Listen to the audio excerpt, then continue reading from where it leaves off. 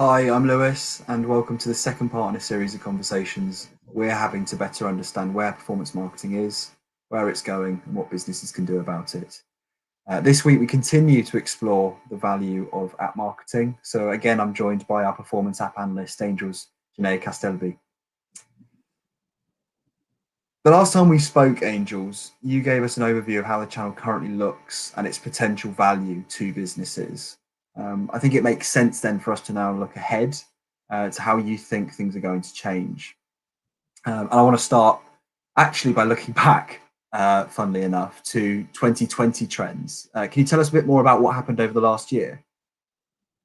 Sure. So we can't really talk about 2020 without the mention of COVID-19, sadly. And lockdowns taking place all around the world just really changed the way people interact with brands forever, I'd say.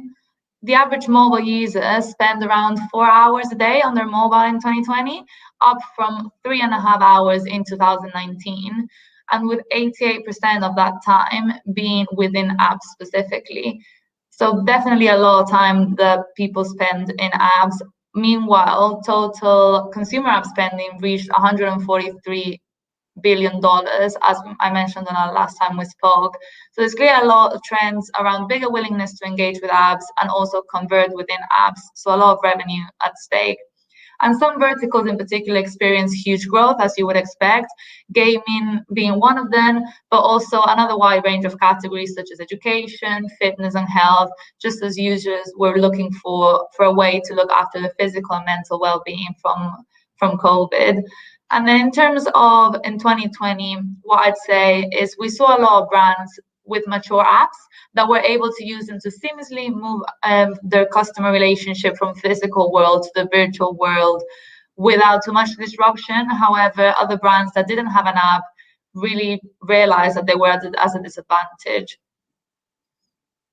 Yeah, absolutely makes sense. I think it was a classic trend last year of those businesses that had adapted digitally previously to COVID being in a better position than those that hadn't.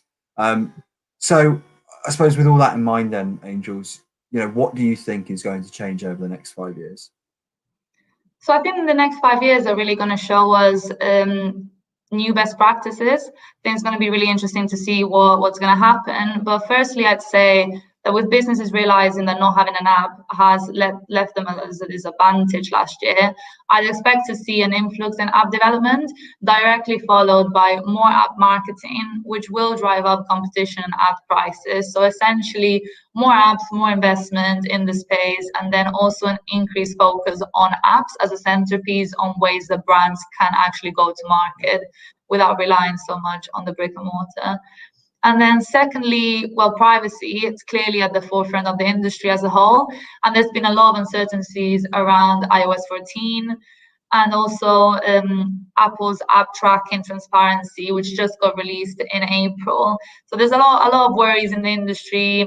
And while industry experts at the early stages estimated that only 10 to 20% of Apple users would actually opt into ad tracking, we've actually started to see some initial results that point towards at least 41% of users accepting ATT, which is great. It's great results that we're starting to see, and this will allow us to have IDFAs as well. So a lot of differences between verticals, but they're still very early days, as I said, just released in April. So the industry is quite on it, see what's going to happen. And then I guess from the Google Apps side, that perspective, they've clearly always pushed for automation, machine learning solutions quite heavily, and they still will be the main focus. However, with it being asset agnostic and you have little control due to all of this automation, I expect to see a lot more creative synergy and testing out there. I think there's a lot still great creatives to see in the industry with smart playables and interactive ads that are yet to be created. So clearly the power of control will rely on creatives. Yeah. And I guess lastly as well, going back to Apple, I would expect Apple to up their game. Just looking at their platform capabilities, they're not really as advanced as the ones that we find in Google Ads, for example, it is completely understandable as well if you think about how early doors we are from the app marketing space. However, just looking at the channel as it is now, marketers do rely quite heavily on campaign management partners to carry out like bulk optimizations, bid automation. So I would expect better integration between MMPs, Apple Search Ads, management partners. That's what I like to see at least, but maybe it is just my hopeful thinking. Yeah, I think it's interesting as well because the last time we spoke, what you actually told me was just almost how immature these channels were. So it's interesting now that you're sort of telling that again and saying, in the next 5 years you expect these advertising platforms to be doing a lot more because there's a lot more for them to be doing because of how relatively young they are. So last question then. And it's quite an important one for businesses, and it's how should they prepare?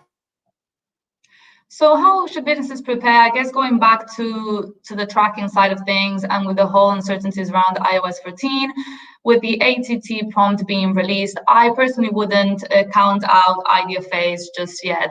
As mentioned earlier, there's clearly around 40% of users accepting at least initial stages. So there's hope, I'd say, in the industry. But what is very important for businesses to do is to start optimizing the ATT prompt and finding the best moment in the user journey for the prompt to be launched into the user, also the actual dialogue that's to be used, and also even consider having a pre-prompt as well to start that analysis that will really help moving forward. And then following as well on this point as well, would be really good for businesses to really work closely with the MMPs. They're the ones that are helping us track and really making sure that we are working together and we have all the different points tracked accordingly is the best way forward. And considering moving ahead a bit further as well into this point, I guess with the worries of there being limited revenue visibility, it'd be really interesting and good for businesses to shift the analysis mindset from precision to prediction and try and understand that there is value that we may lose due to privacy, but there's still definitely a lot of value from the actual channels. So reiterating this really is just leveraging all the data that you have, like all the internal knowledge, external signals, increasing the reliance on first-party data, and making sure that you do set up revenue modeling that is accurate for you and that just the predictions works for you to continue to grow the channel, and recognize really that all the changes are beneficial in the industry and we just need to embrace the change. Clearly, privacy is very important worldwide. So it's something that we can't fight and we just need to find ways and be creative about it. Okay, well, I appreciate your time, Angels, and as always, I think next time we'll be putting more of a focus on that creative testing and tracking piece that you spoke about earlier.